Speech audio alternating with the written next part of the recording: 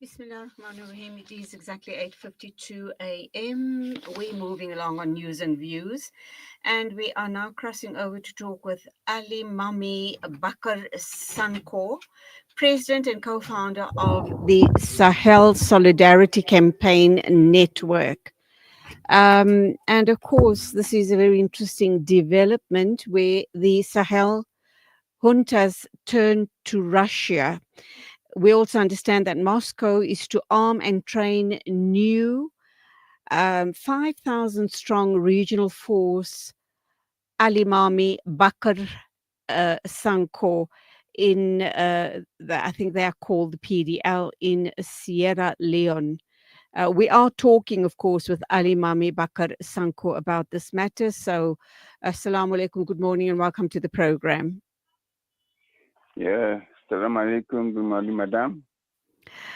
Okay, so we understand that Russia has committed to helping the military government in Mali, Burkina Faso, and Niger acquire arms and training for a planned 5,000 strong force to deploy in the central Sahel region. So tell us what exactly is going down in that region and why you need the support of Russia with training up of these 5,000 strong force. Thank you, madam, for this question. It's a very good question that every African can answer. Just as the wise saying goes, action speaks louder than voice. In the first place, I want to clear the information that the new Africa does not recognize the legitimate government in the Sahel as military juntas.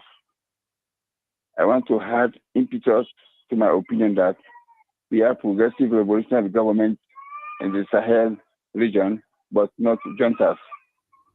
That is in Mali, Burkina Faso, and the Republic of Niger. So much as I understand, Russia's support for the Sahel and, of course, for the African continent is not new and it is not unexpected. It has been there for centuries, for decades. And of course, it's a welcome news for Russia to help the people of the Sahel to train a special military force for the peace and stability of the region. Much as I understand, the situation in the Sahel surely demands for Russia or any other good friend to Africa intervene to help restore peace and political stability in that region. Look at the recent attacks in this region by terrorists who are trained, armed, and backed to cause mayhem in that region. It is not the work of Russia. Russia is not responsible for that. We know who are responsible. And Russia has taken its own path, the path of peace, the path of solidarity with Africa. But unlike countries like France and other colonial masters and the United States, they have taken the path of violence to accomplish their own objectives. That is to rape our resources and leave Africa divided on progressive and underdeveloped. Okay, so let me ask you this question. Alimamy. Your group has kicked out French and other Western forces, and you've turned towards Russia for support, mainly fighters from the Wagner mercenary outfit for military support, of course, and we know what they all about. They do have a reputation. It's also withdrawn from West Africa's main political and economic bloc, ECOWAS. How is it going to serve these Sahel states? And clearly, Russia's not going to do this for nothing. What's in it for them? You've kicked out, obviously, other Western forces because they've been eyeing all of your natural mineral resources in the country. But surely Russia is not going to do this out of the goodness of their heart. There has to be something in it for them. Okay, thank you, Madam. That is international politics. That is international relations. Russia may have its own interests, but Russia is a lesser evil when it comes to the development of Africa. So we prefer Russia to come in to help us to resolve our crises, our problems in the region, than people pretend to be friends, but they are not true friends to Africa.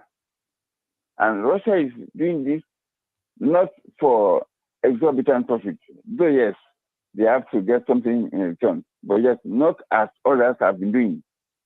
You know, we have to understand that Russia has never colonized or partitioned any territory in Africa.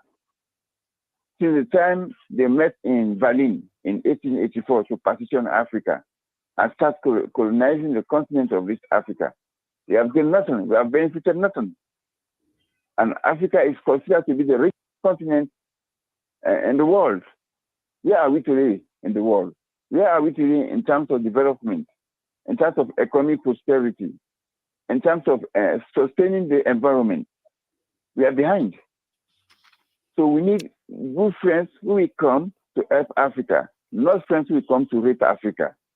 So Russia is preferable to other countries, much as we have gained the experience of what other countries have been doing on the continent. So if I am to speak on behalf of the Africans in the Sahel, then I would have to say to you that yes, the decision of Russia to help train our military forces, I mean, it's a welcome news, and we will receive it as a friendly gesture, as an extension of international solidarity with the Sahel. And you rightly say that Africa is the richest country in terms of mineral resources in the world. But sadly, because of all of these ongoing coups throughout Africa, the people remain the poorest in the world. And that is why the African people have to rely on Western forces for assistance in all different forms. That being said, we do understand that these three countries' armies are fighting supposed jihadist insurgency that has spread across the region south of the Sahara since it took root in Mali in 2012. Why is it still ongoing for so many years on end? Well, thank you. In the first place, these so-called Islamic terrorists, they are being created by NATO, I mean the West and in America, because it's a spring from Libya. After the brutal assassination of Colonel Muammar Gaddafi and the genocide in Libya, they recruited these mercenaries to come to the Sahel region, and they're causing a lot of mayhem, a lot of atrocities in the region. So they have been doing this time and again for the last decade and more years, because they are benefiting from it, while the Africans are suffering. You see, so we are not benefiting. It is those who have the power, that is those who are funding these terrorists, that are benefiting from their trademark, and Africans are suffering. So we need countries like Russia to come in, to step in. We need stability. We need peace in this region. We need peace and stability in Africa. We need to move forward as a continent. We need to compete with other continents in the world. It's a shame that with all the resources we have in Africa, we are still lacking behind countries like China, countries like Europe. Europe has nothing. They depend on Africa. They depend on the resources that are being stashed away out of Africa to develop their own industries.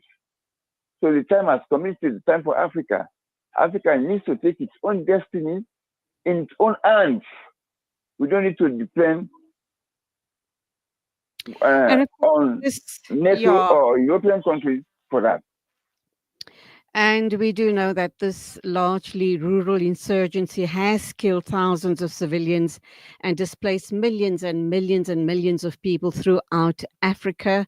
And you rightfully say that the West has the divide and rule strategy. And sadly, we do have very, very corrupt politicians, corrupt leaders, corrupt people, not only in Africa, but all around the world. And they will use corrupt practices to divide and rule.